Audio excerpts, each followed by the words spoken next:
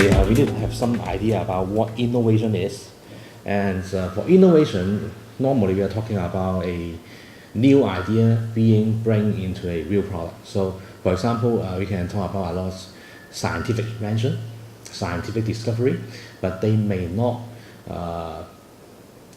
be able to convert into real product, and they may not have direct market potential. But for innovation, we are talking about those things that can really turn into a product, into a service, into something commercially valuable, and that's innovation. So open innovation is a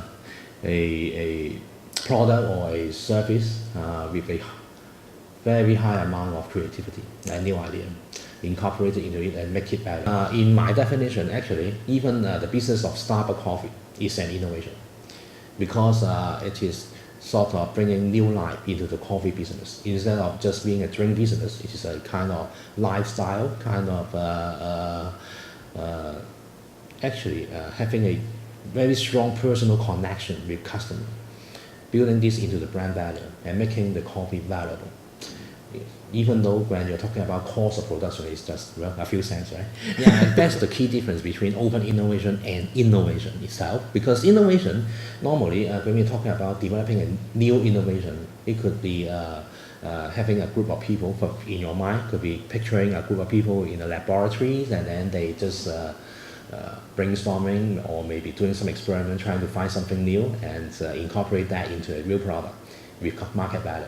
But for open innovation, it's different. It is trying to source the idea, source the new source of value from the open world, from the public, or from somewhere outside the organizational boundary. And that's what we call open, because it is not closed to the organization, but it is open to the community, beyond the organizational boundary, and trying to absorbing the new ideas and market trend from the outside and get that back into inside, become a real valuable new product. I have not seen a lot of good examples how government and maybe companies, the business sector, or even the public sector, how they can cooperate and stimulate the development of open innovation. For example, in one of my research, actually, I researched how the open source software, one very good example of open innovation, can be handled or can be encouraged so as to we can have a better software market, well, better in terms of maybe customer welfare or company profit, well, whatever.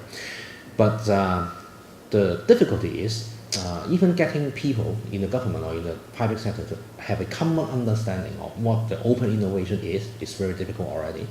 And not to say cooperate and have a policy in place to encourage the right kind of development in the open innovation area, because open innovation by itself, the nature is to have it have its own growth, have its own path, and it's sort of organic, right?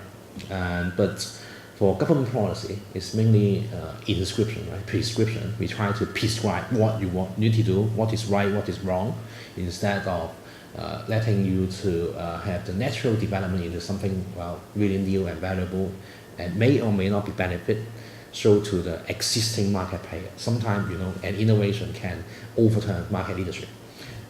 And that's a difficulty, the very root cause of the difficulty of having such kind of policy. Well, that's a very tricky question, and many people ask, because when we are talking about open, right, having an open model to harness new idea creativity, then we will have feeling that, okay, once I got the new idea, the new thing, how can I protect my copyright? How can I protect my intellectual property? But the main spirit of having an open model of innovation is we sacrifice a large portion of IP, intellectual property, in order to stimulate the growth of ideas, to shorten the time frame or the effort we need to get new thing into place, into reality. And then by having this kind of new thinking, therefore, to protect the intellectual property, actually we are not talking about protecting the whole idea, but part of it.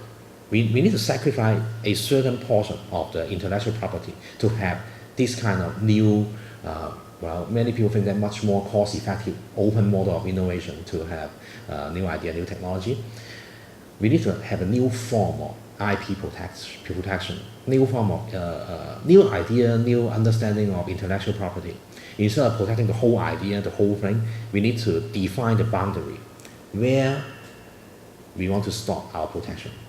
For example, in one research about digital culture product, okay, we all know that now we have a lot of online digital culture product, and well, users like you and me can actually, in many cases, feel free to remix the content or trying to modify some part of the digital culture product. For example, modify part of a song or modify parts of a movie, trying to do some remix, do some have some fun, right? To do some production on that. And actually, these kind of activities add value to the digital culture product itself. And to allow this to happen, you have to sacrifice parts of the reproduction rights.